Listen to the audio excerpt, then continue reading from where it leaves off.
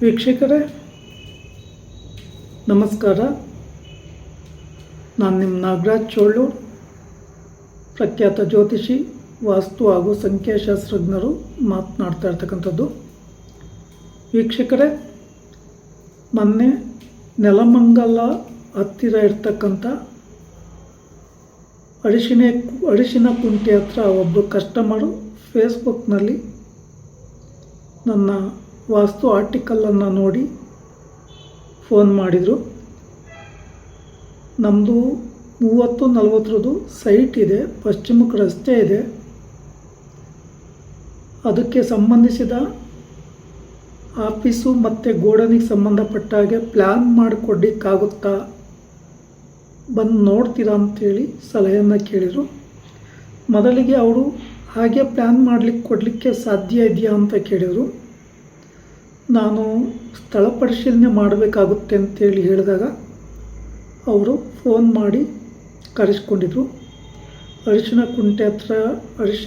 ಕುಂಟೆಯ toll gate ಹತ್ರ ಇಳಿದು ಅಲ್ಲಿಂದ ಅವರ ಬೈಕಲ್ಲಿ ಅವರು ಮನೆ ಕಟ್ತಕ್ಕಂಥ ಸ್ಥಳ ವೀಕ್ಷಣೆಗೆ ಹೋದಾಗ ಪಶ್ಚಿಮಕ್ಕೆ ರಸ್ತೆ ಇದೆ, ಪೂರ್ವಕ್ಕೂ ಬೇರೆಯವ್ರದ್ದು ಮನೆ ಇದೆ, ಉತ್ತರಕ್ಕೂ ಬೇರೆಯವ್ರ ಮನೆ ಇದೆ, ದಕ್ಷಿಣಕ್ಕೂ ಬೇರೆಯವ್ರ ಮನೆ ಇದೆ.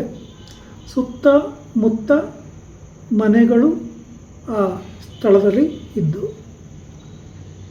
ಇವರ ಸ್ಥಳ ಪರಿಶೀಲನೆ ಮಾಡಿದ ಮೇಲೆ ಅವರು ನಮಗೆ ಕಾರ್ ಪಾರ್ಕಿಂಗ್ ನಿಲ್ಲಿಸಲಿಕ್ಕೆ ಜಾಗ ಆಗಬೇಕು, ಬೈಕುಗಳನ್ನು ನಿಲ್ಲಿಸಲಿಕ್ಕೆ ಜಾಗ ಆಗಬೇಕು, ಮತ್ತು ಕೆಳಗಡೆಗೆ ಒಂದು ಕಾಮನ್ ಟಾಯ್ಲೆಟ್ ಎಲ್ಲ ಬರಬೇಕು, ಹಾಗೆ ಒಂದು ಆಫೀಸ್ ರೂಮು ಅಥವಾ ಗೋಡನ್ ರೂಮು ಆಗಬೇಕು ಅಂತೇಳಿ ಕೇಳಿದರು.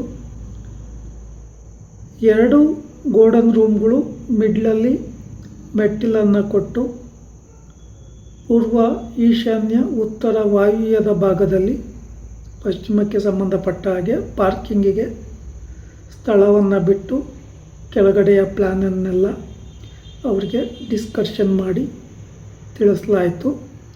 ಅನಂತರ ಮೇಲ್ಗಡೆ ಮತ್ತೆ ಒಂದು 3 ಅಡಿ ಸ್ಪೇಸ್ ಕೊಟ್ಟು ಅಲ್ಲೂ ಸಹ 2 ದೊಡ್ಡ ರೂಮು ಬರೋ ಹಾಗೆ, ಗೋಡನ್ ರೂಮು ಅಥವಾ ಆಫೀಸ್ ರೂಮ್ಗಳು ಬರೋ ರೀತಿಯಲ್ಲಿ ಅಲ್ಲೂ ಸಹ ಪ್ಲ್ಯಾನ್ ಮಾಡಿ ಕೊಡಲಿಕ್ಕೆ ಆಯಿತು. ಇಲ್ಲಿ ಇವರ ಸ್ಥಳವನ್ನು ಪರಿಶೀಲನೆ ಮಾಡಲಿಕ್ಕೆ ಹೋಗದೆ ನಾನು ಅದೇ ರೀತಿ ಪ್ಲ್ಯಾನ್ ಕೊಡ್ಬೋದು ಅಂತೇಳಿ ಅಂದುಕೊಂಡಿದ್ದರೆ, ಅಥವಾ ಅವರು ಸಹ ಆ ಭಾವನೆಯಲ್ಲಿ ಥಿಂಕ್ ಮಾಡಿದರೆ ಏನೇ ಮಾಡಿದರೂ ಪ್ಲ್ಯಾನ್ ಮಾಡಲಿಕ್ಕಾಗ್ತಿರ್ಲಿಲ್ಲ. ಯಾಕೆಂದರೆ ಅವ್ರಿಗಿರ್ತಕ್ಕಂಥ ಆ ಸ್ಥಳದಲ್ಲಿ ಪಾರ್ಕಿಂಗಿಗೆ ಬೇರೆ ವ್ಯವಸ್ಥೆ ಮಾಡಬೇಕಿತ್ತು. ಟಾಯ್ಲೆಟ್, ಬಾತ್ರೂಮ್ಗಳನ್ನು ಪಶ್ಚಿಮದಲ್ಲೇ ಕೊಡಬೇಕು, ಎಂಟ್ರೆನ್ಸಲ್ಲಿ ಬೇರೆ ಆಪ್ಷನ್ಸ್ ಇಲ್ಲ. ಹಾಗೆ ಈ ಒಂದು ಆಫೀಸ್ಗೆ ಅಂದರೆ ಗೋಡನ್ ರೂಮ್ಗೆ ಅಟ್ಯಾಚ್ ಆಗಿ ಟಾಯ್ಲೆಟ್ ರೂಮು, ಇನ್ನೊಂದು ಕಾಮನ್ ಟಾಯ್ಲೆಟ್ ರೂಮ್, 2 ಟಾಯ್ಲೆಟ್ ರೂಮ್ಗಳನ್ನು ಅವ್ರಿಗೆ ಮಾಡಬೇಕಾಗಿ ಬಂತು. ಮತ್ತು ಮೆಟ್ಟಿಲುಗಳು ಅಲ್ಲಿ ಮಿಡ್ಲಲ್ಲಿ ಸ್ಪೇಸ್ ಒಂದೊಂದು 2 ಅಡಿ ಅಥವಾ 3 ಅಡಿ ಆದರೂ ಬರೋ ರೀತಿಯಲ್ಲಿ ಸ್ಪೇಸ್ ಕೊಟ್ಟು ಮೇಲ್ಗಡೆ ಹೋಗೋ ರೀತಿಯಲ್ಲಿ ಮಾಡಿದ್ದಾಯಿತು. ಹಾಗೆ ಮೇಲ್ಗಡೆ ಇರ್ತಕ್ಕಂಥ 2 ರೂಮ್ಗಳು ಸಹ ದೊಡ್ಡದಾಗಿ, ಅಂದರೆ ಕೆಳಗಡೆ ಪಾರ್ಕಿಂಗು ಒಂದು 7 ಅಡಿ 8 ಅಡಿ ಇದ್ದರೆ ಮೇಲ್ಗಡೆ ಒಂದು 3 ಅಡಿ ಸ್ಪೇಸ್ ಉಳಿಯೋ ರೀತಿಯಲ್ಲಿ ಅವರಿಗೆ ಡಿಸ್ಕಷನ್ಸ್ ಮಾಡಿ ಅವರ ಏನು ವಿಚಾರ ತಿಳ್ಕೊಂಡಿದ್ದಾರೆ, ವಾಸ್ತು ಬಗ್ಗೆಯೂ ಸಾಕಷ್ಟು ಅವರು ತಿಳ್ಕೊಂಡಿದ್ದಾರೆ. ಹಾಗಾಗಿ ಅದಕ್ಕೆ ಸಂಬಂಧಿಸಿದಂತೆ ಅವರ ಹತ್ರ ಡಿಸ್ಕಷನ್ ಮಾಡಿ ಅಲ್ಲೇ ರಫ್ ಒಂದು ಪ್ಲ್ಯಾನ್ ಸ್ಕೆಚ್ ಎಲ್ಲ ತೋರಿಸಿದ ಮೇಲೆ ಅವರು ಆಯಿತು, ಈ ರೀತಿಯೇ ಪ್ಲ್ಯಾನ್ ಮಾಡಿ ಕಳಿಸಿ ಅಂತ ಹೇಳಿ ನನಗೆ ವಾಟ್ಸಪ್ ನಂಬರಲ್ಲಿ PDF ಮಾಡಿ ಅಂತ ಹೇಳಿದರು. ನಾನು ಅವರ 2 ಪ್ಲ್ಯಾನ್ಗಳನ್ನು, ಅಂದರೆ ಮೇಲ್ಗಡೆ ಪ್ಲ್ಯಾನ್ನಲ್ಲಿ ಟಾಯ್ಲೆಟ್ ಬರೋದಿಲ್ಲ, ಮತ್ತು ಆ 2 ರೂಮ್ಗಳು ದೊಡ್ಡವಾಗ್ತವೆ, ಕಿಟಕಿಗಳು ಎಲ್ಲೆಲ್ಲಿ ಬರಬೇಕು, ಶಟರ್ ಯಾವ್ಯಾವ ಕಡೆಯಲ್ಲಿ ಬರಬೇಕು, ಇವನ್ನೆಲ್ಲ ಪೂರ್ಣವಾಗಿ ಆ ಪ್ಲ್ಯಾನ್ನಲ್ಲಿ ಅವರಿಗೆ ಮಾಡಿ PDF ಮುಖಾಂತರ ಕಳಿಸ್ತಿದ್ದೇನೆ. ಅವರು ಕೆಲವೊಂದು ಕಲೆಕ್ಷನ್ಸ್ ಹೇಳಿದಾಗಲ ಆ ಕಲೆಕ್ಷನ್ಸು ಸಹ ಮಾಡಿ ಅವ್ರಿಗೆ PDF ಮುಖಾಂತರ ಸೆಂಡ್ ಮಾಡಲಾಯಿತು. ಅನಂತರ ಅವ್ರಿಗೆ ಓಕೆ ಆಯಿತು. ಇಲ್ಲಿ ನಾನು ಒಂದು ವೇಳೆ ಅವರ ಸ್ಥಳಕ್ಕೆ ಹೋಗದೇ ಇದ್ದರೆ ಎಷ್ಟೇ ಪ್ರಯತ್ನ ಪಟ್ಟರು ಅಲ್ಲಿ ವಾಸ್ತು ಏನು ಸಮಸ್ಯೆ ಇದೆ ಅಂತ ಗೊತ್ತಾಗ್ತಿರಲಿಲ್ಲ.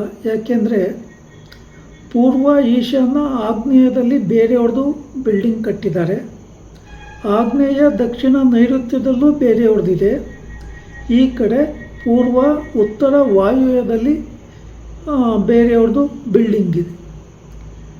ಯಾವ ರೀತಿ ಸ್ಥಳವೇ ಇಲ್ಲದೆ ಅಂತಹ ಸ್ಥಳಕ್ಕೆ ಅಲ್ಲಿ ಅವರು ಏನು ಅಂದುಕೊಂಡಿದ್ದಾರೋ ಅದಕ್ಕೆ ಸಂಬಂಧಪಟ್ಟ ಹಾಗೆ ವಾಸ್ತು ಪ್ಲ್ಯಾನ್ ಮಾಡಿಕೊಟ್ಟು, ಮತ್ತು ಅವರು ಟಾಯ್ಲೆಟ್ ಟ್ಯಾಂಕೆಲ್ಲ ಎಲ್ಲಿ ಬರಬೇಕು ಅಂತ ಕೇಳಿದರು. ಮತ್ತು ಗ್ರೌಂಡ್ ಫ್ಲೋರ್ನಲ್ಲಿ ನೀರಿನ ಟ್ಯಾಂಕ್ ಅಂದರೆ ಎಲ್ಲಿ ಮಾಡಬೇಕು ಅಂತ ಎಲ್ಲ ಕೇಳಿದಾಗ ಅದಕ್ಕೆ ಸಂಬಂಧಿಸಿದ ಪೂರ್ಣ ವಿಚಾರ ಮತ್ತು ಆಯದಲ್ಲಿ ಅವ್ರಿಗೆ ಪ್ಲ್ಯಾನ್ ಮಾಡಿಕೊಡ್ಲಿಕ್ಕೆ ಆಯಿತು.